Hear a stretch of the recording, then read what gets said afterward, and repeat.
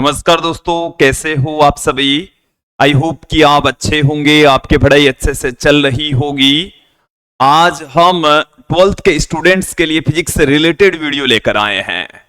Rajasthan board के students के लिए हमने बोर्ड परीक्षा 2026 को ध्यान में रखते हुए महत्वपूर्ण प्रश्नोत्तर की सीरीज स्टार्ट कर रखी है और इस सीरीज का आज हम 10वां वीडियो लेकर आए हैं। इस वीडियो में हम 10वें चैप्टर तरंग प्रकाश की से रिलेटेड इंपॉर्टेंट क्वेश्चन आंसर देखेंगे, समझेंगे। इससे पहले हमने पहले चैप्टर से 9वें चैप्टर तक के इंपॉर्टेंट क्वेश्चंस देख लिए थे, उनके सॉल्यूशंस देख लिए, समझ लिए। विद्यार्थियों, राजस्थान बोर्ड के द्वारा जारी ब्लूप्रिंट के अकॉर्डिंग हम एक एक करके सभी चैप्टर्स के इंपॉर्टेंट क्वेश्चंस देखेंगे और आज के इस वीडियो में बोर्ड परीक्षा 2026 के लिए महत्वपूर्ण प्रश्नोत्तर की सीरीज में 10वां चैप्टर तरंग प्रकाश की लेकर आए हैं। ब्लूप्रिंट के अकॉर्डिंग इस चैप्टर में से कुल मिलाकर 5 छोटे छोटे क्वेश्चंस पूछे जाएंगे। एक वस्तुनिष्ठ प्रश्न, एक रिक्त स्थान वाला प्रश्न, एक अति लघुतरात्मक और एक लघुतरात्मक प्रश्न। यहां 2 लघुतरात्मक प्रश्न यहां से पूछे जाएंगे। वस्तुनिष्ठ और रिक्त स्थान वाले प्रश्न आधे आधे अंक के होंगे। अति लघुतरात्मक प्रश्न है वो 1 अंक का होगा, लघुतरात्मक प्रश्न है वो 1.5 अंक का होगा और 2 क्वेश्चन आएंगे, कुल मिलाकर 3 अंक के पूछे जाएंगे। इस चैप्टर में से 5 प्रश्न पूछे जाने हैं जो कि 5 अंक के होंगे। तो ये जो चैप्टर है वो 5 अंक का है, तो काफी महत्वपूर्ण चैप्टर है क्योंकि इसमें से छोटे छोटे क्वेश्चंस ज्यादा पूछे जाने वाले हैं। विद्यार्थियों, वैसे तो कोई भी क्वेश्चन बड़ा नहीं होता, वो भी एक छोटे छोटे पार्ट से मिलकर ही बड़ा बनता है।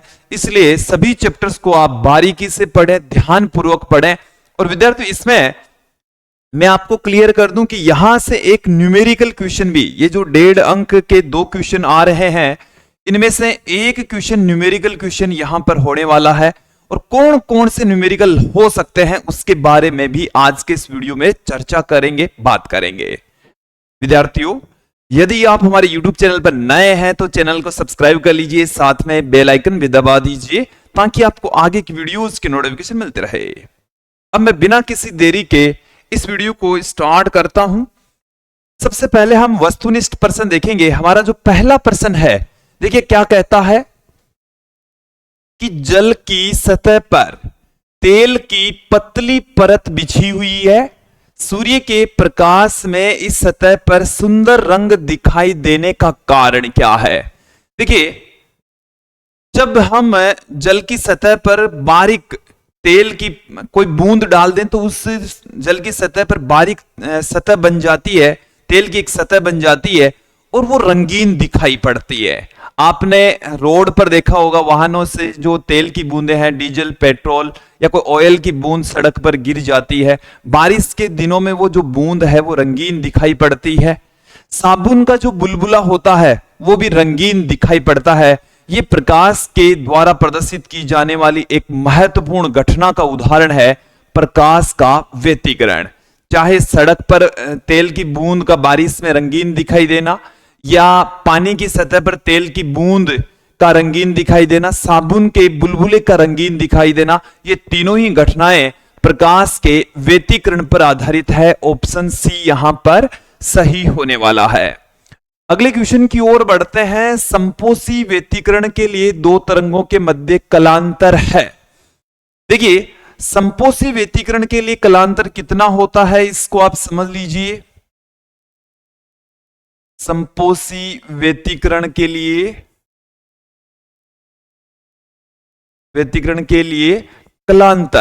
कलांतर को हम फाई से पुट करते हैं 2 पाई एन, जहां एन बराबर 0, 1, 2, 3 इस तरीके से एक पूर्णांक संख्या होगी। तो देखिए, इसका फाई का जो मान है वो कितना हो सकता है, 0 हो सकता है। 1 रखेंगे तो 2 पाई हो सकता है, 4 पाई हो सकता है, 6 पाई हो सकता है। इस तरीके से इनके मान पॉसिबल है। तो ये मान हो सकता है, ये नहीं होगा, ये नहीं होगा, ये भी नहीं होगा। तो ऑप्शन ए यहां सही हो जाएगा। ओके, अगले क्वेश्चन की ओर बढ़ते हैं। ध्रुवित प्रकाश के कंपन तल और ध्रुवण तल के बीच का कोण कितना होता है? देखिए, यदि मैं यहां पर बात करूं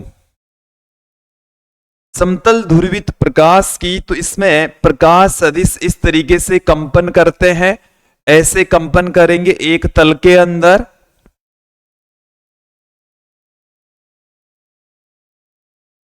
इस तरीके से कंपन करने वाले हैं, और इस तल को हम कहते हैं कि इस एक्स डायरेक्शन में तरंग संचरित हो रही है, वाई दिशा के अंदर प्रकाशों के कंपन है। तो ये मैं एक तल का निर्माण यहां पर कर रहा हूं इस तरीके से। ये जो तल है, इस तल को हम कहते हैं ध्रुवण तल। क्या कहते हैं? ध्रुवण तल। और जिस तल में प्रकाशिक सदिश कंपन करते हैं, जो कि अक्ष वाई तल है, इस तल को हम कहते हैं कंपन तल। दोनों तलों के बीच का जो कोण है वो 90 डिग्री होता है। कितना होता है? 90 डिग्री होता है। ऑप्शन सी यहां पर सही हो जाएगा। अगले क्वेश्चन की ओर बढ़ते हैं। हाइगेन के तरंग सिद्धांत द्वारा हम स्पष्ट नहीं कर सकते, तो हाइगेन के तरंग सिद्धांत से हम प्रकाश के व्यतिकरण, विवर्तन और ध्रुवण इनको समझा सकते हैं, लेकिन प्रकाश विद्युत प्रभाव की घटना की व्याख्या नहीं कर सकते। तो प्रकाश विद्युत प्रभाव की घटना की व्याख्या आइंस्टीन के प्रकाश विद्युत समीकरण से की गई थी। क्वांटम थ्योरी को अप्लाई करने के बाद में प्रकाश विद्युत प्रभाव की घटना को समझाया गया था। तो हाइगेन के तरंग सिद्धांत से प्रकाश के व्यतिकरण, विवर्तन और ध्रुवण को समझा सकते हैं, लेकिन प्रकाश विद्युत प्रभाव को नहीं समझा सकते। अगले क्वेश्चन की ओर बढ़ते हैं। देखिए, अगला प्रश्न हमारे पास में क्या? दो ससंजक एक वर्णीय प्रकाश किरणों की तीव्रताएं I और 4I है। I है और 4I है। अध्यारोपण से उच्चिष्ट और निम्निष्ट पर संभव तीव्रताएं कितनी होगी?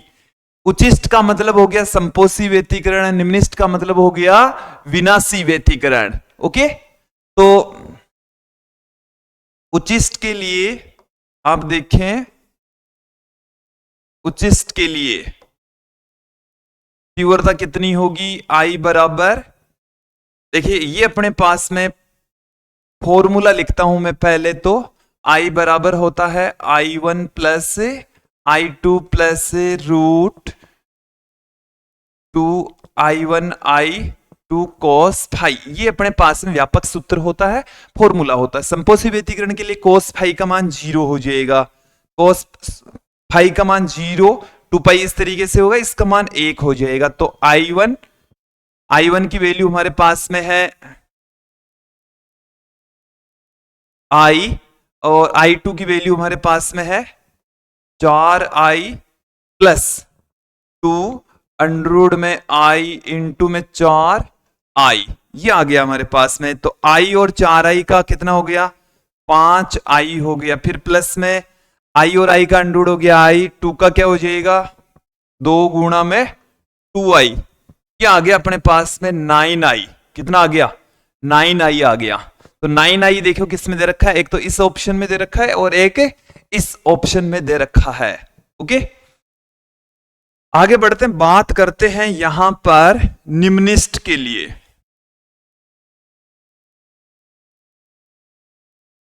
निम्निष्ट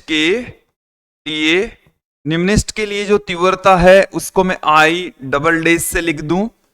ये हो जाएगी I plus 4I plus 2 under में I इंटू में 4I।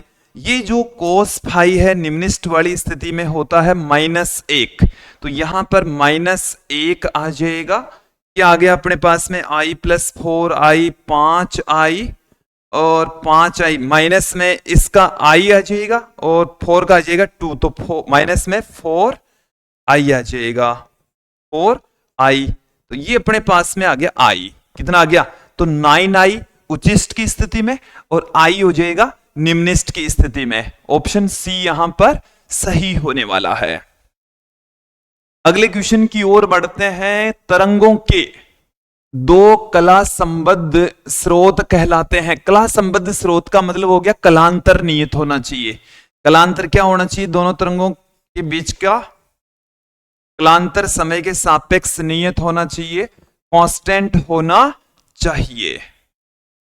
ओके, तो दोनों समान तरंगधैर्घ्य की तरंगें उत्पन्न करते हो जिनकी कला स्थिर हो। कला क्या होनी चाहिए? स्थिर होनी चाहिए। तो ऑप्शन सी यहां पर सही हो जाएगा। अगले क्वेश्चन की ओर बढ़ते हैं। अगला प्रश्न देखिए हमें क्या कह रहा है कि साबुन का एक बुलबुला किस कारण से रंगीन दिखाई देता है। तो अभी थोड़ी देर पहले ही हमने चर्चा की थी, प्रकाश के व्यतिकरण के कारण से ऐसा होता है। अगले क्वेश्चन की ओर देखिए कि यंग के प्रयोग में दोनों स्लिट के बीच की दूरी को आधी एवं स्लिट एवं पर्दे के बीच की दूरी को दुगुनी पर फ्रिंज चौड़ाई क्या हो जाएगी, उसमें किस तरीके से परिवर्तन आ जाएगा। तो विद्यार्थियों, फ्रिंज चौड़ाई का अपने पास में फॉर्मूला है बीटा बराबर लैम्बडा इंटू कैपिटल डी बट्टे में small D. Lambda into capital D बट्टे में स्मॉल डी, ये अपने पास में फ्रिंज चौड़ाई है। नई स्थिति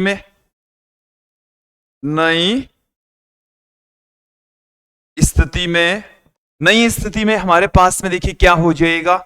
नई स्थिति के अंदर देखें कि दोनों स्लिटों के बीच की दूरी आधी, नई जो दूरी है डी डेस बराबर डी बाई 2 और पर्दे से स्लिट छिद्रों के बीच की जो दूरी है वो दुगुनी डी डेस बराबर 2 डी। तो अपने पास में बीटा डेस बराबर क्या आ जाएगा, लैम्बडा इंटू कैपिटल डी डेस बट्टे में स्मॉल डी डेस। लैम्बडा डी डेस की वैल्यू अपने पास में है 2d, स्मॉल डी डेस की वैल्यू है d बाई 2। तो ये आ गया 4 into lambda into capital D बट्टे में स्मॉल डी। तो बीटा डेस बराबर हमें मिल चुका है 4 बीटा। तो पहले जो भी तरंगधैर्घ्य थी कि 4 गुना हो जाएगी। कितनी हो? पहले जो भी फ्रिंज चौड़ाई थी उसकी 4 गुना हो जाएगी। कैसे आई वो आपको पता होना चाहिए। आगे बढ़ते हैं कि द्विस्लिट प्रयोग में किस रंग के प्रकाश के लिए फ्रिंज चौड़ाई न्यूनतम होगी। किस रंग के प्रकाश के लिए फ्रिंज की जो चौड़ाई है वो न्यूनतम होगी। फ्रिंज चौड़ाई का फॉर्मूला हमारे पास में देखिए क्या है, फ्रिंज चौड़ाई बीटा बराबर लैम्बडा इंटू कैपिटल डी बट्टे में स्मॉल डी। तो लैम्बडा मिनिमम होना चाहिए। लैम्बडा क्या होना चाहिए? जिसके लिए लैम्बडा मिनिमम होगा उसकी फ्रिंज चौड़ाई भी मिनिमम होगी, क्योंकि बीटा और लैम्बडा है वो दोनों एक दूसरे के समानुपाती हैं यहां पर। तो यहां पर देख लेते हैं। देखिए जो दृश्य प्रकाश है वो 7 रंगों से मिलकर बना होता है। दृश्य स्पेक्ट्रम को हम V I B G Y O R से पुट कर सकते हैं। ये जो रंग है वो है बैंगनी, जामुनी, नीला, हरा, पीला, नारंगी और लाल। नारंगी और लाल, ये हमारे पास में 7 कलर है। इसकी तरंगधैर्घ्य होती है 3800 एंगस्ट्रॉम और इसकी तरंगधैर्घ्य होती है 7800 एंगस्ट्रॉम। तो इधर से इधर की ओर चलते हैं तो लैम्बडा इंक्रीज होता है, लैम्बडा बढ़ता है। तो हमारे को पूछे फ्रिंज चौड़ाई न्यूनतम, तो न्यूनतम बैंगनी रंग के लिए होगी। बैंगनी हमें ऑप्शन में दे रखा है तो ऑप्शन ए यहां पर सही हो जाएगा। ऐसा क्वेश्चन हम आगे भी देखेंगे। एक क्वेश्चन और है, सेम क्वेश्चन ही है। देखिए प्रकाश तरंग की तुलना में ध्वनि तरंग के लिए विवर्तन प्रभाव देखना आसान होता है, क्योंकि ध्वनि तरंगों की तरंगधैर्घ्य अधिक होती है। ध्वनि तरंगों की तरंगधैर्घ्य क्या होती है? अधिक होती है। देखिए विवर्तन की जो शर्त है, विवर्तन के लिए जो आवश्यक कंडीशन है वो ये है कि अवरोधक या द्वारक का आकार तरंगधैर्घ्य की कोटि का होना चाहिए। तो अपना जो साधारण प्रकाश है उसकी तरंग दैर्घ्य बहुत छोटी होती है, तो उनके लिए विवर्तन के लिए द्वारक और अवरोधक का आकार काफी छोटा चाहिए। जबकि अपने व्यवहारिक जीवन में जो अवरोधक द्वारक है उनका आकार लगभग 1 मीटर की कोटि का होता है, और प्रकाश ध्वनि तरंग की तरंग दैर्घ्य भी 1 मीटर की कोटि की होती है, इसलिए ध्वनि तरंगों का विवर्तन आसानी से प्रेक्षित होता है। प्रकाश तरंगों की तरंग दैर्घ्य कम होने की वजह से आसानी से प्रेक्षित नहीं होता। तो हमें यह कह रहा है कि भाई ध्वनि तरंग में तो आराम से दिखता है, ज्यादा दिखता है, उसके पीछे रीजन है कि ध्वनि तरंगों की तरंग दैर्घ्य भी अधिक होती है। अगले क्वेश्चन की ओर बढ़ते हैं। आई नोट तीव्रता के प्रकाश की दिशा से 45 डिग्री कोण पर एक ध्रुवक स्थित है, ध्रुवक से गुजरने के पश्चात प्रकाश की तीव्रता होगी। देखिए मेलस के नियम का यहां पर हम प्रयोग करेंगे। क्या कहता है मेलस का नियम? आई बराबर आई नोट कोस स्क्वेयर थीटा। यहां से अपने पास में देखिए क्या आ जाएगा, आई नोट। आई नोट तो आई नोट ही दे रखा है, थीटा की जो वैल्यू है वो हमें दे रखी है 45 डिग्री, और कोस 45 का मान होता है 1/√2। इसका स्क्वेयर में यहां पर कर लेता हूं तो आई 0/2 आ जाएगा। आई 0/2 ऑप्शन बी यहां पर सही हो जाएगा। अगले क्वेश्चन की ओर बढ़ते हैं। प्रकाश की अनुप्रस्थ प्रकृति व्यक्त होती है। प्रकाश की अनुप्रस्थ प्रकृति कौन व्यक्त करता है? तो प्रकाश की अनुप्रस्थ प्रकृति प्रकाश के व्यतिकरण से हमें, सॉरी गलत है, व्यतिकरण से कोई जरूरी नहीं है, प्रकाश के ध्रुवण से अनुप्रस्थ प्रकृति व्यक्त होती। अभी ये क्वेश्चन गलत हो जाता, क्योंकि कई बार क्या होता है विद्यार्थियों, हम टिक लगाते समय ध्यान नहीं देते, क्वेश्चन को ढंग से नहीं पढ़ते। तो इन चीजों को आपको एकदम परफेक्ट तरीके से क्वेश्चन को भी ढंग से पढ़े, टिक लगाते समय भी ध्यान रखें।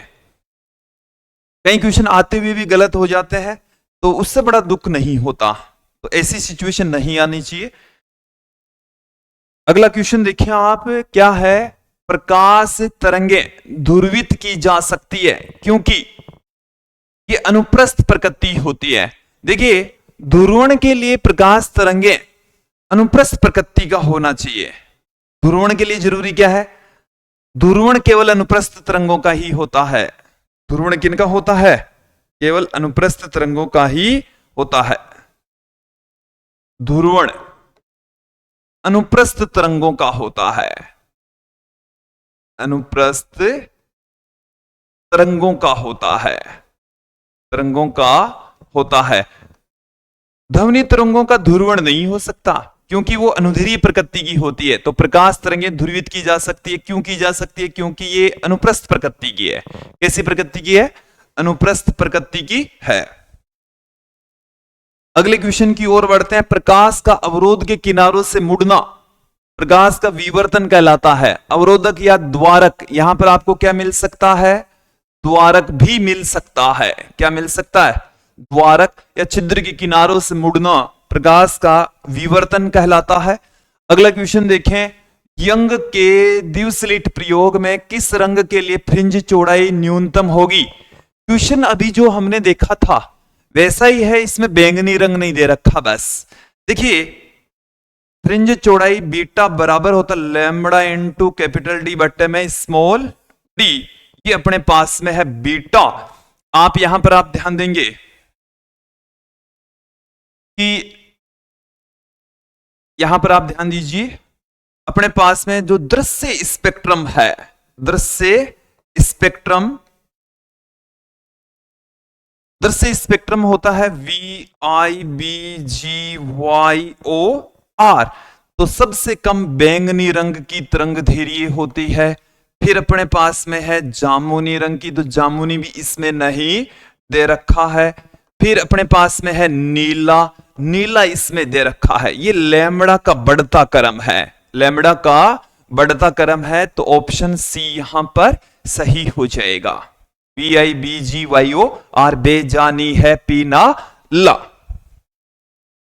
अगले क्वेश्चन की ओर बढ़ते हैं। दो प्रकाश तरंगों के समीकरण हमें दे रखा है। y1 बराबर 8 cos ओमेगा टी और y2 बराबर 6 cos omega T plus theta. इनके अध्यारोपण से उत्पन्न परिणामी तरंग की न्यूनतम और अधिकतम तीव्रताओं का अनुपात क्या होगा? देखिए हमें दो तरंगे दे रखी है और दोनों कोस के रूप में दे रखी है, दोनों ही कोस के रूप में दे रखी है तो कोई दिक्कत नहीं है, दोनों साइन के रूप में दे रखी है तो कोई दिक्कत नहीं है। यदि एक कोस में एक साइन में है तो उनको कन्वर्ट करना पड़ता है, कई बार कलांतर की जरूरत पड़ती, तब दोनों की सेम फलन के रूप में होनी चाहिए, तो दोनों ही कोस में कोई इश्यू नहीं है। वैसे हमारे को यहां पर बिल्कुल भी जरूरत नहीं है, क्योंकि यहां पर अपन को केवल और केवल आयाम की जरूरत पड़ेगी, केवल और केवल किसकी जरूरत पड़ेगी? आयाम की जरूरत पड़ेगी। तो a1 बराबर तो अपने पास में कितना है? 8, और a2 बराबर अपने पास में है 6। तरंगों के आयाम 8 और 6 है। अपन को पूछा अधिकतम और न्यूनतम तीव्रता, I maximum, I maximum, I maximum और आई मिनिमम का अनुपात पूछा है। देखिए मैं आपको क्लियर कर दूं, आई मैक्सिमम बराबर होता है अंडरूड में i1 प्लस अंडरूड में i2। कोई सा भी एक फॉर्मूला जो आप जानते हैं उसको यहां पर पुट करेंगे, अंडरूड में i1 माइनस अंडरूड में i2। यदि आप दूसरे रूप में जानते तो मैं उसको देखो यहां से दूसरे रूप में भी कन्वर्ट करने वाला हूं। फॉर्मूला आई मैक्सिमम का ये है, आई मिनिमम का ये है। हमारे को आई मैक्सिमम और आई मिनिमम और आई मैक्सिमम का पूछा है। देखो भाई चलिए इसको तो हमारे पास में तो ये क्या है, यहां से मिट भी जाएगा, कोई इश्यू नहीं है अपने पास में। पहले आई मिनिमम पूछा भाई, क्या पूछा है? छोटा करना पड़ेगा,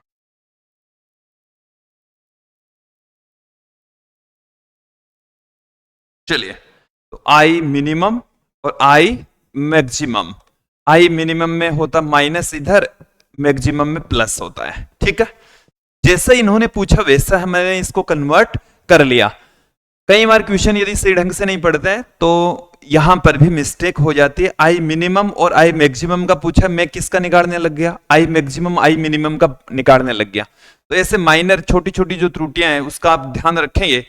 इसमें हम i1 के स्थान पर देखिए क्या लिख सकते हैं, i1 की जगह आप लिख सकते, i की जगह आप लिख सकते हैं के ए स्क्वायर, तो i1 की जगह के ए1 स्क्वायर और i2 की जगह आप लिखेंगे के ए2 स्क्वायर। तो यहां पर इनकी वैल्यू पुट करेंगे, अनरूट करेंगे तो के ऊपर से कॉमन आकर नीचे से कॉमन आकर कट जाएगा, ए रह जाएगा। तो इसको हम ऐसे लिख सकते हैं a1 minus a2 बटेवा a1 plus a2, और इनका मैंने एक साथ स्क्वायर लगा दिया। a1 8 है तो 8 माइनस 6 बट्टे में 8 प्लस 6, तो ये आ गया 2 बट्टे में 16, सॉरी 2 बट्टे में 14, ये आ गया 1 बट्टे में 7 का स्क्वायर, स्क्वायर तो चल ही रहा है स्क्वायर। तो अपने पास में ये आ गया 1:49, 1:49, तो ये आ गया ऑप्शन ए। यदि मैं आई मैक्सिमम आई मिनिमम करता तो उसका भी ऑप्शन में दे रखा था, देखो विद्यार्थियों गलत हो जाता उस कंडीशन में, ठीक है। अगले क्वेश्चन की ओर बढ़ते हैं। आई बराबर I0 cos square theta Malus के नियम को बताता है, इसको बताएगा, मेलस के नियम को बताता है। ध्रुवित प्रकाश उत्पन्न करने के लिए हम निकोल प्रिज्म का प्रयोग करते हैं। एक विशेष प्रकार का प्रिज्म होता है, इस प्रिज्म में दो कोण आधे आधे डिग्री के, एक कोण है वो 179 डिग्री का होता है, और उसकी सहायता से विद्यार्थियों क्या करते हैं, निकोल प्रिज्म बनता है और वहां से ध्रुवित प्रकाश का निर्माण होता है। फिर आगे देखें, दो कला संबद्ध स्रोतों के कारण प्रकाश के व्यतिकरण में फ्रिंज चौड़ाई होती है। फ्रिंज चौड़ाई क्या होती है? फ्रिंज चौड़ाई का हम फॉर्मूला क्या जानते हैं?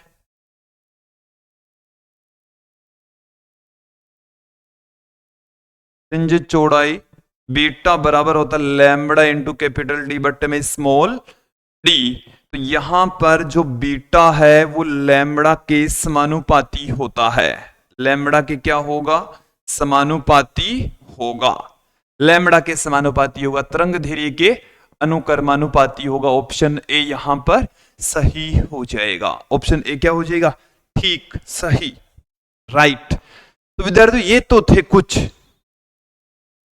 ऑब्जेक्टिव टाइप के क्वेश्चंस। अब हम कुछ रिक्त स्थान वाले प्रश्न भी यहां पर देखेंगे, क्योंकि इस चैप्टर में से एक रिक्त स्थान वाला प्रश्न भी पूछा जाएगा। चलिए देख लेते हैं। ध्रुवण ही वह घटना है जो यह बताती है कि प्रकाश की तरंगें अनुप्रस्थ प्रकृति की होती है। कौन सी प्रकृति की होती है? अनुप्रस्थ प्रकृति की। प्रकाश तरंगें कैसी प्रकृति की है? अनुप्रस्थ प्रकृति की होती है। प्रकाश का ज्यामितीय छाया वाले क्षेत्र में प्रवेश करना प्रकाश का विवर्तन कहलाता है। ज्यामितीय छाया में प्रवेश करना ही क्या है? प्रकाश का विवर्तन कहलाता है। तो यहां पर आ जाएगा प्रकाश का विवर्तन। प्रकाश का विवर्तन कहलाता है। ठीक है। किसी क्षण विशेष पर समान कला में कंपन कर रहे माध्यम के कणों के बिंदु पथ को तरंगाग्र कहते हैं। अभी थोड़ी देर बाद में हम तरंगाग्र की डेफिनेशन भी देखेंगे। तो विद्यार्थियों ये भी एक अच्छा प्रश्न है, ये आपको बोर्ड एग्जाम में पूछा जा सकता है। प्रकाश के विवर्तन की वजह से, देखो इसको आप थोड़ा सा समझ ले। अभी मैंने 3 एग्जाम्पल बताए, उसमें प्रकाश का व्यतिकरण था, इसमें है प्रकाश का विवर्तन, जिसकी वजह से जो सीडी होती है वो रंगीन दिखाई पड़ती है। आगे बढ़ते हैं। हाइगेन का सिद्धांत बतलाता है कि, क्या बतलाता है? हाइगेन का सिद्धांत बतलाता है कि किसी तरंगाग्र का प्रत्येक बिंदु एक नए प्रकाश स्रोत की भांति काम करता है, जिन्हें द्वितीयक तरंगिकाएं कहते हैं। हाइगेन के तरंग सिद्धांत के 2 पार्ट हैं, तरंगाग्रों का सिद्धांत और द्वितीयक तरंगिकाओं का सिद्धांत। तो तरंगाग्र का सिद्धांत तो यह कहता है कि प्रकाश तरंगाग्र के रूप में संचरित होता है। द्वितीयक तरंगिकाओं का सिद्धांत यह कहता है कि तरंगाग्र का प्रत्येक बिंदु एक नए प्रकाश स्रोत की भांति काम करता है, जिन्हें द्वितीयक तरंगिकाएं कहते हैं। जो तरंगे निकलती उनको हम क्या कहते हैं? द्वितीयक तरंगिकाएं। तो यहां पर क्या आ जाएगा? द्वितीयक तरंगिकाएं आ जाएगा। द्वितीयक तरंगिकाएं। आगे देखें। बिंदुवत प्रकाश स्रोत के कारण उत्पन्न तरंगाग्र गोलीय तरंगाग्र होता है। बिंदुवत प्रकाश स्रोत के कारण से गोलीय तरंगाग्र उत्पन्न होता है। रेखीय प्रकाश स्रोत के कारण से बेलनाकार तरंगाग्र उत्पन्न होता है। और जब यही बिंदुवत प्रकाश स्रोत या रेखीय प्रकाश स्रोत अनंत दूरी पर होते हैं तो समतल तरंगाग्र में कन्वर्ट हो जाता है। तरंगाग्र किस में बदल जाएगा? समतल तरंगाग्र में रूपांतरित हो जाएगा। संपोषी व्यतिकरण की स्थिति में परिणामी तरंग का आयाम होता है, अधिकतम होता है। क्या होगा? अधिकतम, या इसमें बड़ा होता है, अधिकतम लिख सकते हैं, या इसकी वैल्यू भी पूछी जा सकती है। तो देखिए आर मैक्सिमम होता है और इसका जो मान है वो A1 प्लस A2 होता है। A1 plus A2। अनंत पर स्थित प्रकाश स्रोत के कारण उत्पन्न तरंगाग्र, कि अनंत पर कोई प्रकाश स्रोत स्थित है तो उसकी वजह से जो तरंगाग्र उत्पन्न होगा वो समतल तरंगाग्र होगा। कैसा होगा? समतल तरंगाग्र होगा। यहां पर आ जाएगा समतल तरंगाग्र। समतल तरंगाग्र आ जाएगा।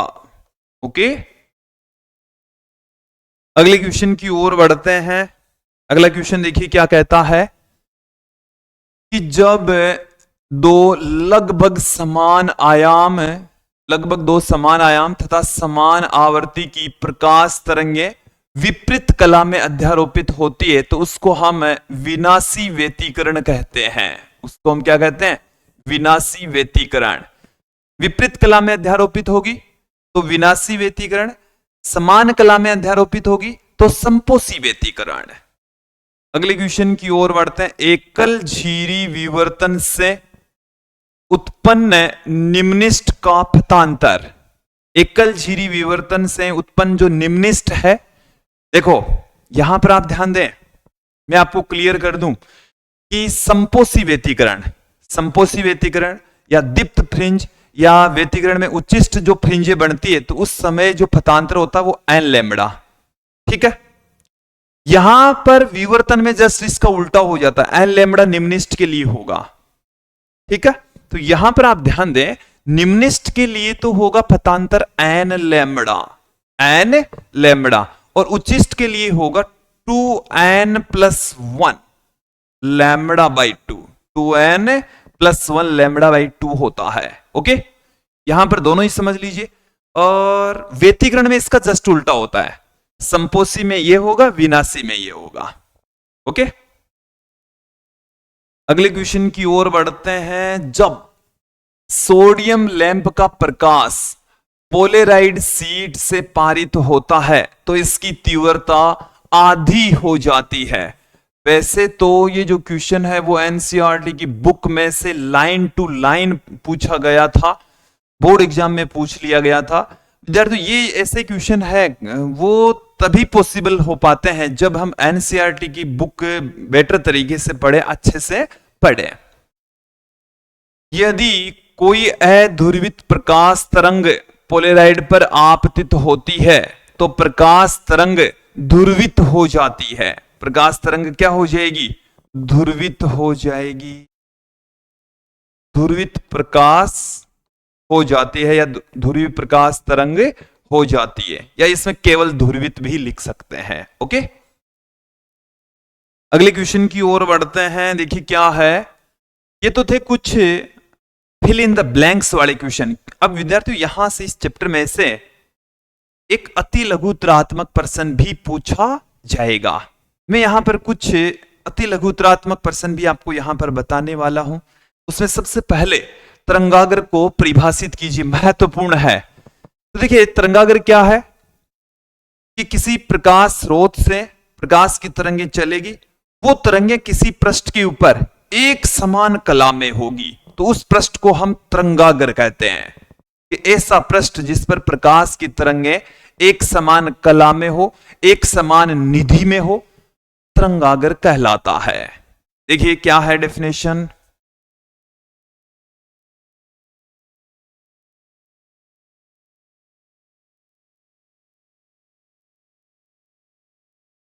ऐसा पृष्ठ जिस पर प्रकाश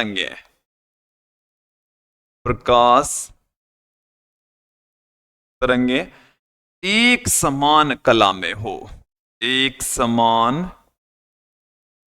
कला में हो, एक समान कला में हो, तरंगाग्र कहलाता है। तरंगाग्र कहलाता है, तरंगाग्र कहलाता है।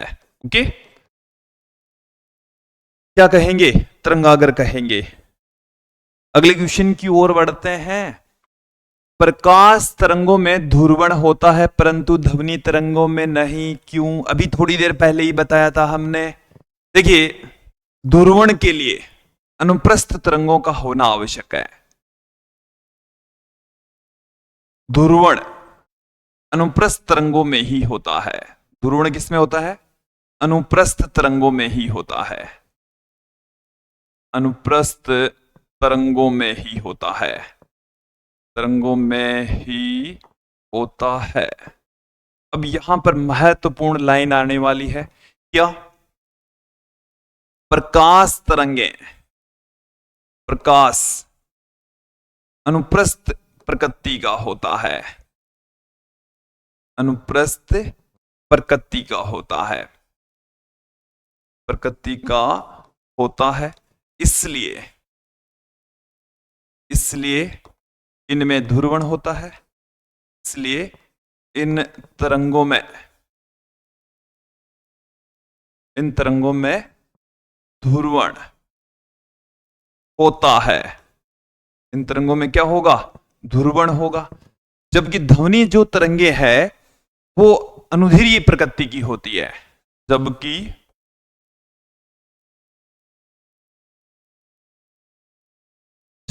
ध्वनि तरंगे ध्वनि तरंगें अनुदैर्घ्य प्रकृति की होती है। अनुदैर्घ्य प्रकृति की, अनुदैर्घ्य प्रकृति की होती है, इसलिए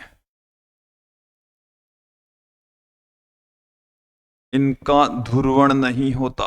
इनका ध्रुवण, इसलिए इनका ध्रुवण नहीं होता है। ध्रुवण नहीं होता है, ध्रुवण नहीं होगा। ओके, अगले क्वेश्चन की ओर बढ़ते हैं। देखिए क्या कह रहा है, प्रकाश तरंगों के संपोषी और विनाशी व्यतिकरण के लिए आवश्यक शर्तें पथांतर के रूप में लिखिए।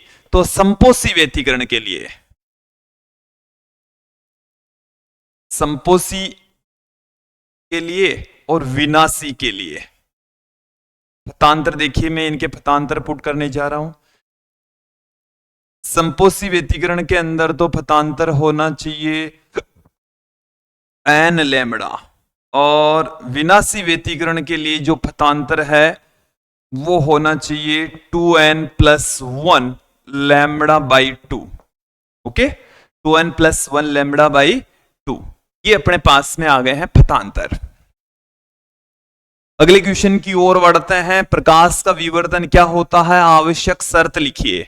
तो देखिए, प्रकाश का द्वारक के या अवरोधक के किनारों से मुड़ना, प्रकाश के विवर्तन की डेफिनेशन क्या है, प्रकाश का अवरोधक, अवरोधक के स्थान पर आपको क्या मिल सकता है, द्वारक मिल सकता है। क्या मिल सकता है, द्वारक के किनारों से मुड़ना, के किनारों से छाया क्षेत्र में मुड़ना, छाया क्षेत्र में मुड़ना, क्षेत्र में मुड़ना प्रकाश का विवर्तन कहलाता है। अब देखिए आवश्यक शर्त, कौन सी शर्त है, आवश्यक शर्त विवर्तन के लिए एक जरूरी और महत्वपूर्ण कंडीशन यह है कि अवरोधक और द्वारक का आकार प्रकाश की तरंगदैर्घ्य की कोटि का होना चाहिए।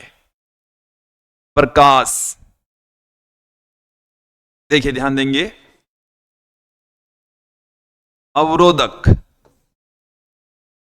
अवरोधक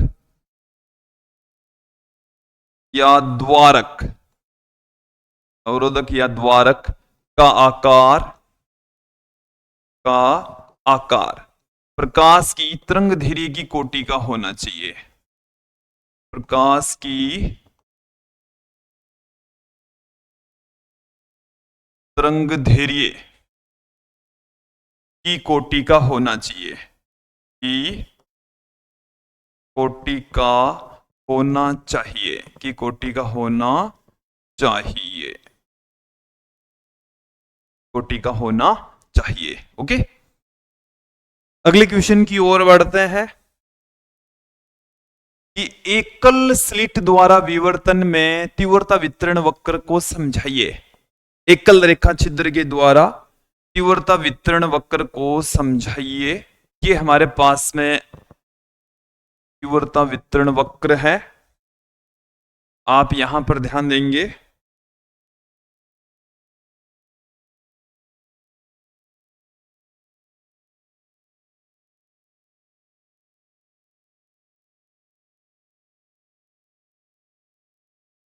इधर भी ऐसे,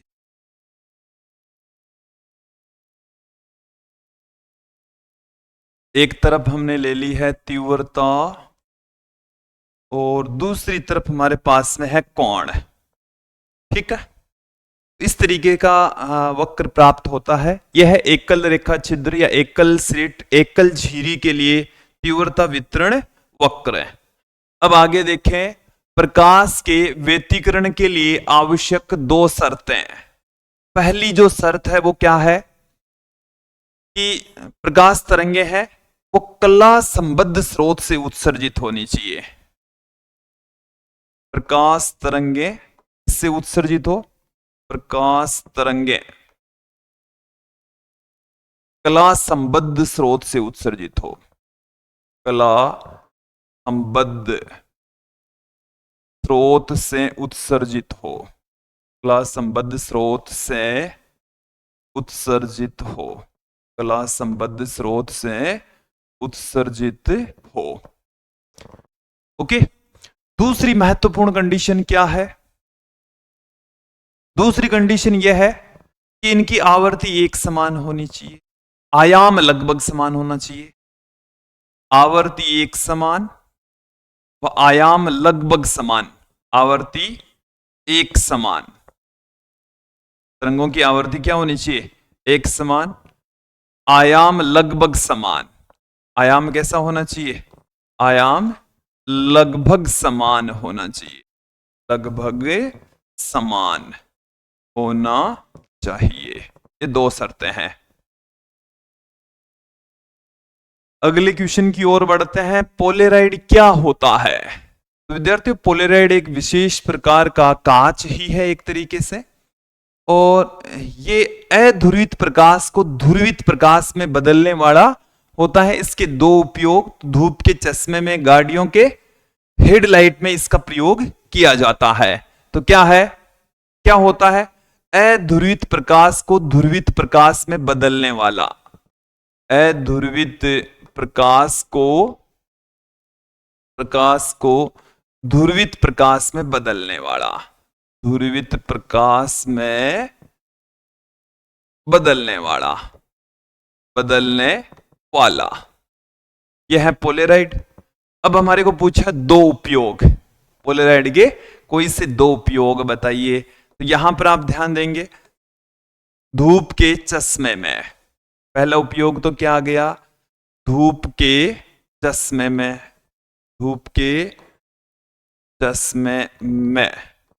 दूसरा जो है वो हमारे पास में है गाड़ियों की हेडलाइट में, गाड़ियों की हेडलाइट में,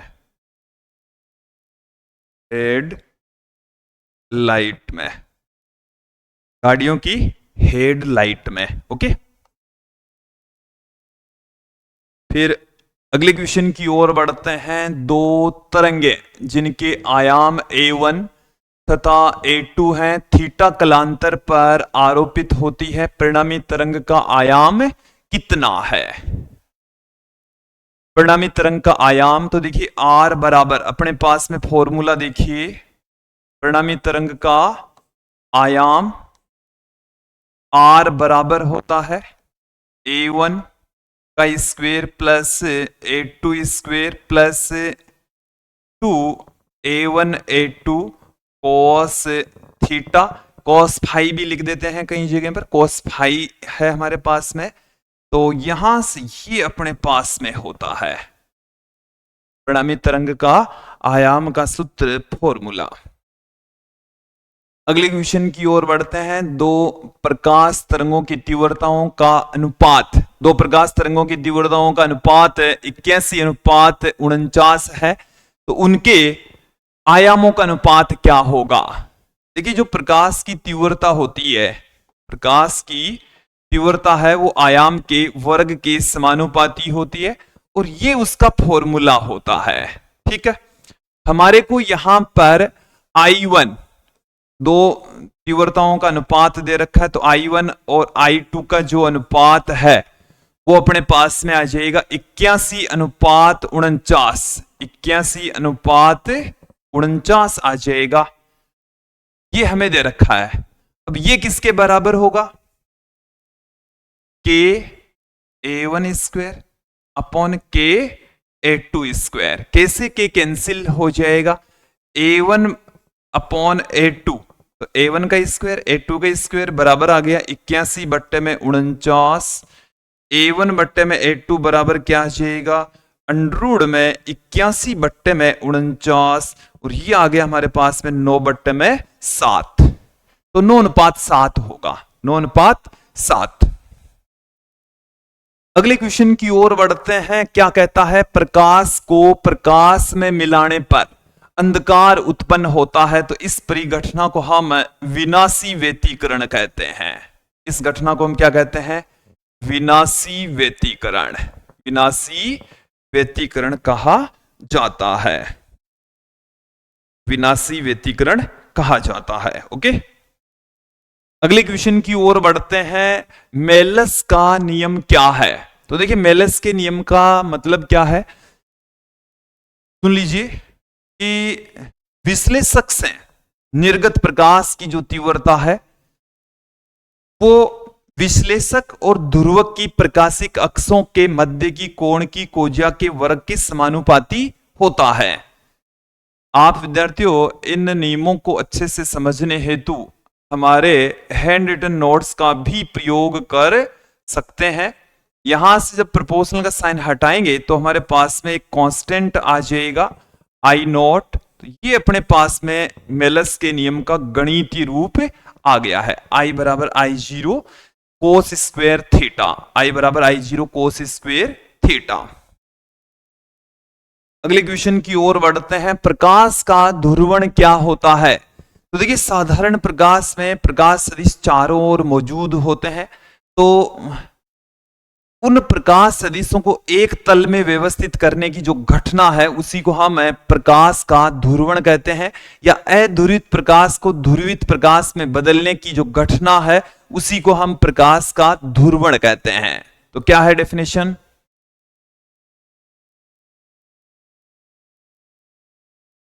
साधारण प्रकाश में, साधारण प्रकाश में उपस्थित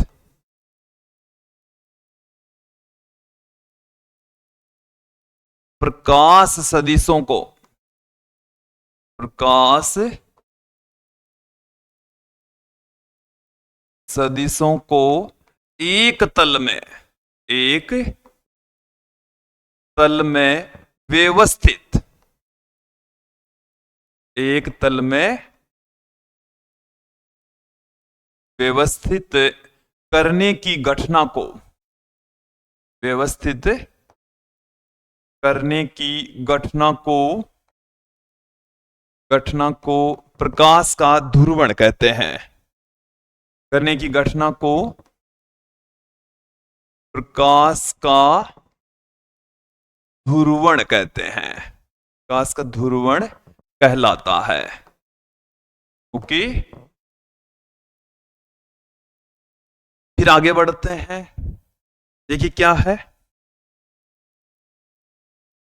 कुछ लघुत्तरात्मक प्रश्न आ चुके हैं, अब उनमें से कुछ का सॉल्यूशन देखेंगे, जबकि कुछ आप हमारे हैंड रिटन नोट्स से देख सकते हैं, समझ सकते हैं। इनके वीडियोस भी हमने यूट्यूब पर अपलोड कर रखे हैं, एप्लीकेशन पर भी आपको इनके सॉल्यूशन मिल जाएंगे। तो विद्यार्थियों क्या है कि हाइगेन के तरंग सिद्धांत से प्रकाश के अपवर्तन की व्याख्या कीजिए, स्नेल के नियम को व्युत्पन्न कीजिए। ये लास्ट ईयर बोर्ड एग्जाम में पूछ लिया गया था, फिर भी आपको इसको समझ लेना है, ध्यान में रखना है।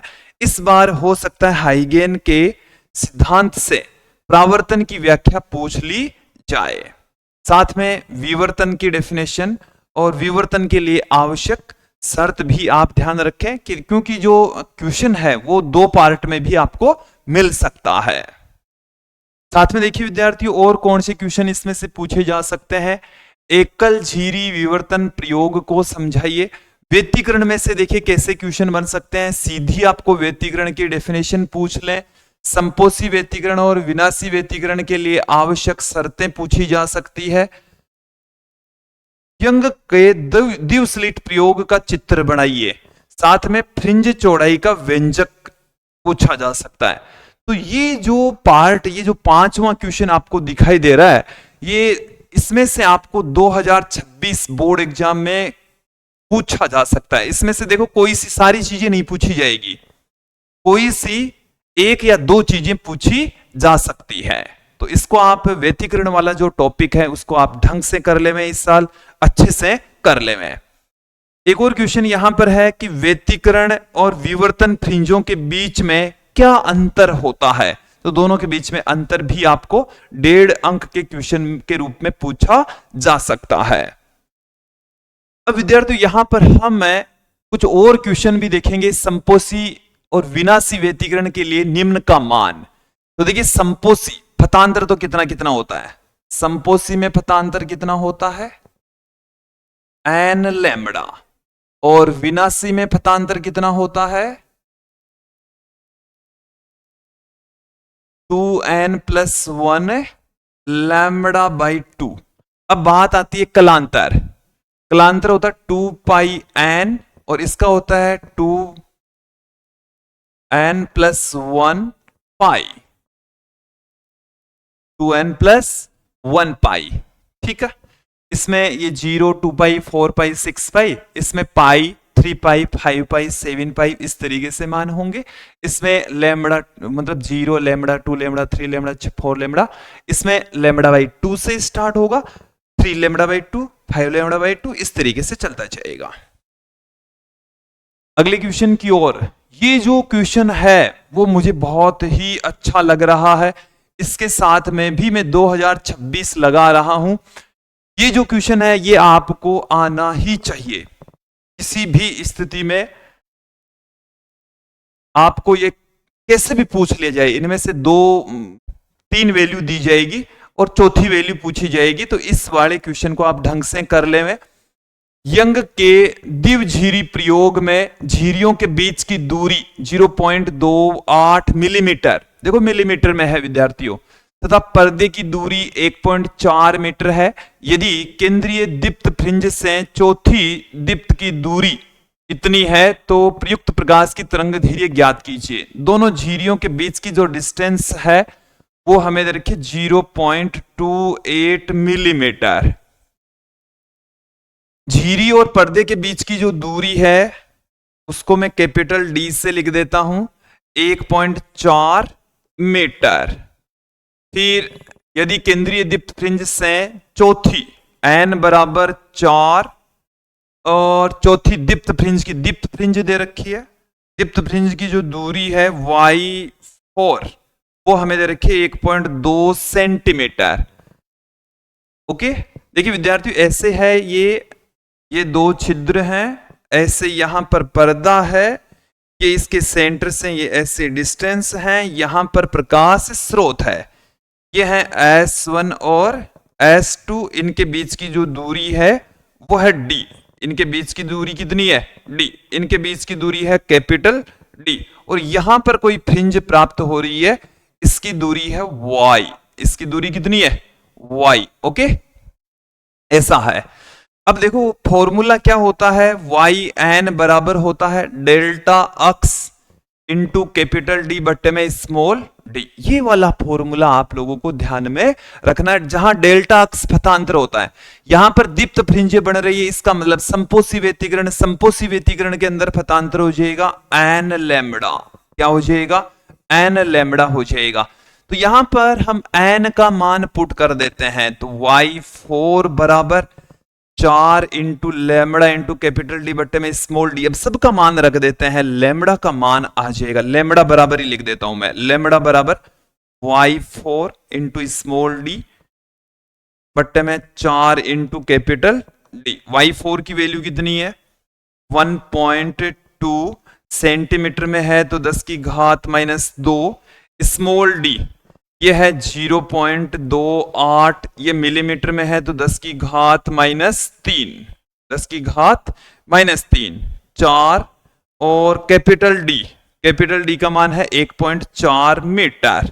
ओके, अब यहां से हम पॉइंट हटाएंगे, यहां से आप ध्यान दें, मैं यहां से पॉइंट हटाऊंगा तो यहां से भी पॉइंट हट जाएगा, यहां से पॉइंट हटाऊंगा तो नीचे 2 जीरो भी लगा देंगे।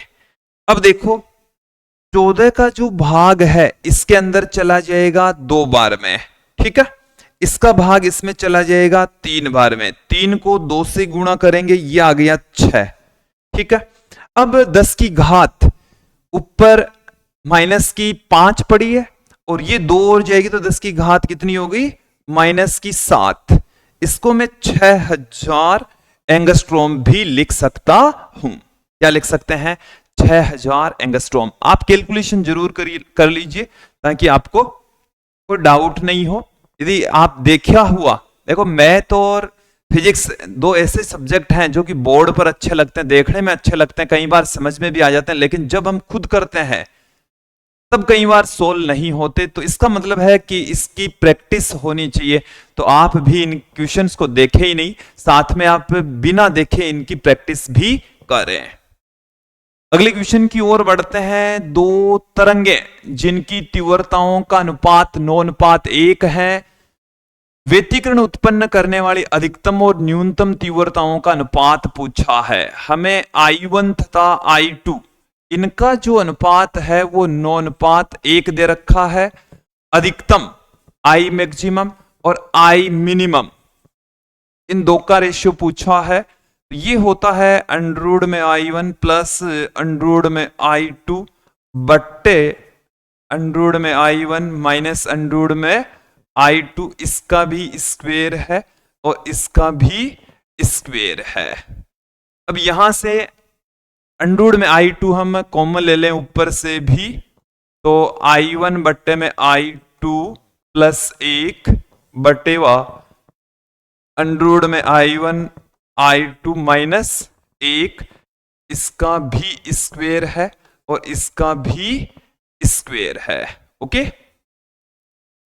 यहां पर अंडरूड में I1 बट्टे में I2 ये कितना है 9:1 प्लस 1 अपॉन 9:1 माइनस 1, कितना आ गया 3 प्लस 1, 3 माइनस 1 का स्क्वेयर, तो 3 प्लस 1 तो 4 बट्टे में 2, क्या आ गया 2 बट्टे में 1, इसका स्क्वेयर करेंगे क्योंकि स्क्वेयर चल रहा है, तो 4:1 आ जाएगा, 4:1। विद्यार्थी इस वीडियो के अंतिम दौर में हम पहुंच चुके हैं। 2-4 क्वेश्चन और हैं, इनको हम देख लेते। दो क्लास संबंधित स्रोतों की तीव्रताओं का अनुपात पूछा है। तीव्रताओं का अनुपात दे रखा है I1 बट्टे में I2, ये हमें दे रखा है। कितना दे रखा है देखिए,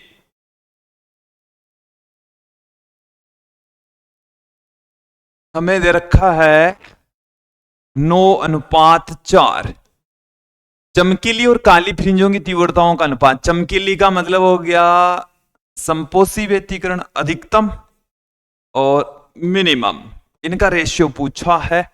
तो अभी जो हमने पिछला प्रश्न देखा था ठीक वैसा ही प्रश्न है विद्यार्थियों, ये मैंने लिख दिया है, वहीं से वैल्यू पुट कर देते हैं। तो 9/4 का अंडरूड प्लस 1 का स्क्वेयर, 9/4 माइनस 1 का स्क्वेयर, 9/4 कितना हो गया 3/2 प्लस 1, यहां आ गया 3/2 माइनस 1, ये आ गया अपने पास में। तो ये आ गया अपने पास में 3/2 में 1 जोड़ देंगे तो 5/2 का स्क्वेयर, यहां पर 1/2 का स्क्वेयर, कितना आ गया, इसको मैं ऐसे लिख दूं 5/2 गुणा 1/2, 2 से 2 कट जाएगा, तो 5:1 का स्क्वेयर, तो 25:1 आ जाएगा। ओके, अगला क्वेश्चन देखिए। यंग के द्विसलिट प्रयोग में विनाशी व्यतिकरण उत्पन्न करने वाली तरंगों के बीच में फतांतर का मान कितना होता है? तो विनाशी व्यतिकरण के लिए फतांतर, विनाशी व्यतिकरण के लिए फतांतर कितना होता है? व्यतिकरण के लिए फतांतर, विनाशी व्यतिकरण के लिए फतांतर होता है 2n+1 λ/2, 2n+1 λ/2, ये विनाशी व्यतिकरण की स्थिति में फतांतर होता है। एक व्यतिकरण प्रतिरूप की अधिकतम तथा न्यूनतम तीव्रताओं का अनुपात 36:1 है। व्यतिकरण उत्पन्न करने वाली तरंगों का अनुपात ज्ञात कीजिए। यहां अपन को तरंगों का आयामों का अनुपात निकाल लेते हैं। अब तक तो हमने क्या है, ऐसे क्वेश्चन तो बहुत देख लिए भाई। आयामों, तरंगों के आयामों का अनुपात यहां पर आएगा, आयामों का अनुपात। ओके, चलिए अधिकतम आई मैक्सिमम और आई मिनिमम ये हमें दे रखा है 36/1, 36/1। ये होता है A1 plus A2 बटेवा A1 minus A2 का होल स्क्वायर। इनके आयामों का अनुपात निकालने के लिए A1 बटेवा A2 plus 1, A1 बटेवा A2 minus 1 ये आ गया अपने पास में। तो ये दोनों तरफ से अंडूड करेंगे तो 6/1, A1 बट्टे में A2 plus 1, A1 बटेवा A2 minus 1, इसको क्रॉस मल्टीप्लाई कर देते 6 गुणा A1 बट्टे में A2 माइनस 1, तो A1 प्लस बटे में A2 प्लस 1, 6 से इसको गुणा कर देंगे, 6 बट्टे इंटू में A1 A2 माइनस 6 बराबर A1 अपॉन A2 प्लस 1। ठीक है, यहां से इसको इधर ले आएंगे तो 6 A1 A2 minus A1 A2, इसको बराबर के उस तरफ ले जाएंगे 6 को तो प्लस में हो जाएगा, तो 5 A1 बटेवा A2 बराबर आ गया 7, A1 बट्टे में A2 बराबर आ गया है 7/5। तो यह आयामों का अनुपात आ जाएगा। एक बार फॉर्मूला में यदि मान पुट कर देते तो फिर बाद में तो सिर्फ गणित बचती है, जोड़ बाकी बचते हैं। 4 पाई कलांतर के तुल्य पथांतर, पथों की लंबाई में अंतर। तो ये हमें कलांतर कितना दे रखा है, कलांतर दे रखा है 4 पाई। कलांतर कितना दे रखा है 4 पाई। पाई बराबर होता है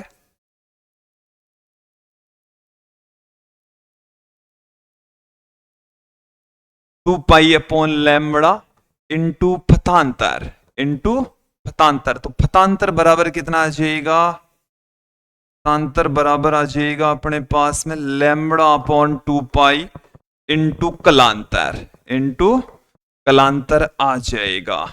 तो यहां से लैम्बडा अपॉन में 2 पाई, कलांतर कितना है 4 पाई, तो 2 लैम्बडा आ जाएगा। कितना आ जाएगा 2 लैम्बडा।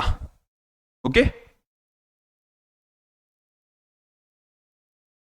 तो पोलेराइड की व्यवस्था में ध्रुवक व विश्लेषक की प्रकाशिक अक्षों के मध्य का कोण 45 डिग्री है।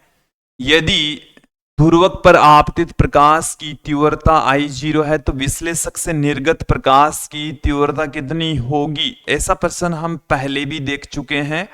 I बराबर I0 कोस स्क्वेयर थीटा, यहां पर जो थीटा है इसकी वैल्यू है 45 डिग्री।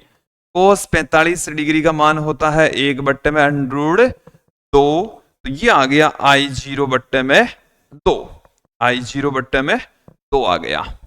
निर्गत प्रकाश की तीव्रता आधी हो जाएगी। देखिए, जब दो क्रॉसित पोलेराइडों के बीच में एक पोलेराइड की तीसरी सीट को घुमाया जाता है तो पारगमित प्रकाश की तीव्रता में होने वाले परिवर्तन की विवेचना कीजिए। ये एनसीईआरटी का एग्जाम्पल है। ये भी एक अच्छा प्रश्न है कि दो पोलेराइड ऐसे हैं, एक में इस तरीके से प्रकाशिक अक्ष है, एक में ऐसे प्रकाशिक अक्ष है, दोनों एक दूसरे से लंबवत है, क्रॉसित व्यवस्था में है। एक तीसरा पोलेराइड है जो कि किसी एंगल पर रखा हुआ है। जैसे मैं कंसीडर कर लूं इन दोनों के बीच में एंगल थीटा, तो यहां पर इन दोनों के बीच की प्रकाशिक अक्षों के बीच का एंगल होगा 90 माइनस थीटा। ओके, अब देखिए यहां से निर्गत प्रकाश की तीव्रता क्या होगी उसको मैं लिख देता हूं आई डैश से। देखो हमें कुछ दे रखा है, नहीं दे रखा, तो यहां से निकलने वाली प्रकाश की तीव्रता को मैं आई डैश से लिख देता हूं, जो कि I0 आई डैश, और यहां से निकालेंगे हम I। ठीक है, कोस स्क्वेयर थीटा। अब आई डैश की वैल्यू क्या होगी, क्योंकि इसके ऊपर आपतित होने वाली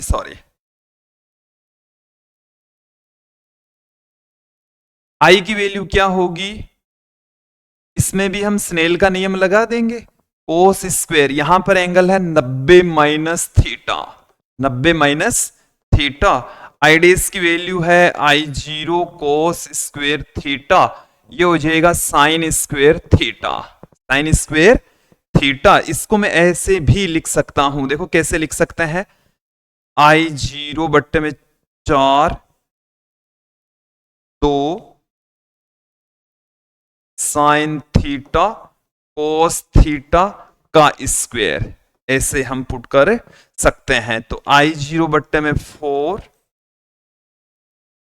साइन 2 थीटा का स्क्वायर, 2 थीटा का स्क्वायर ऐसे भी लिख सकते हैं, या आप ऐसे भी रख सकते हैं। ओके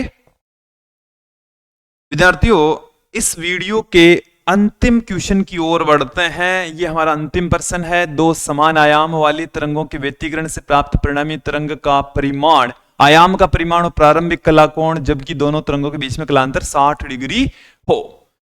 आयाम पूछा है, हालांकि इसमें थोड़ा सा प्रिंट नहीं हुआ है, a1 square plus a2 square plus 2a1 a2 cos phi.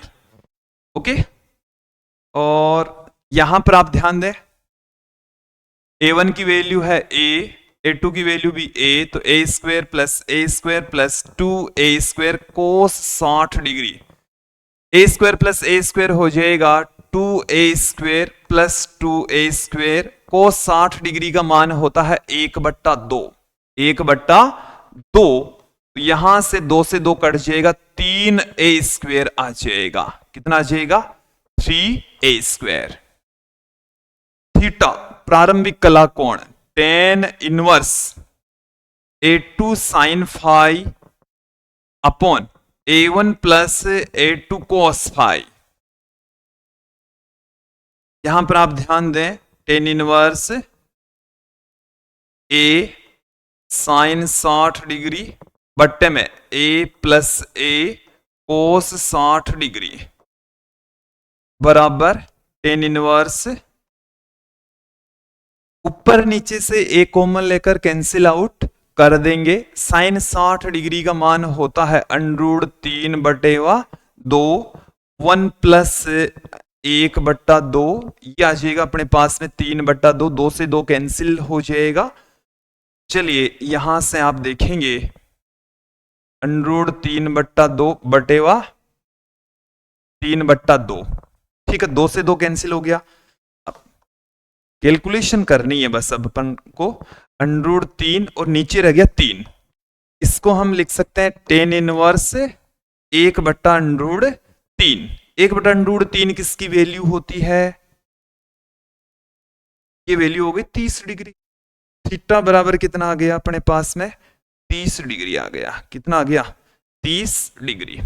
Okay, ये आपको पता होना चाहिए। तो विद्यार्थियों, ये था आज का हमारा लंबा चौड़ा वीडियो, जिसे हमने राजस्थान बोर्ड द्वारा जारी ब्लूप्रिंट के हिसाब से तैयार किया है। इसके एक एक क्वेश्चन को आप देख ले में, बारीकी से समझ ले में, जो लघुतरात्मक प्रश्न मैंने कुछ बिना सोल्व किए हुए आपको बताए हैं, उनको आप एक बार जरूर सोल्व कर ले में। आज के इस वीडियो में इतना ही, नेक्स्ट चैप्टर से संबंधित इंपॉर्टेंट क्वेश्चन जल्द ही लेकर लौटेंगे। आज के लिए इतना ही, धन्यवाद दोस्तों।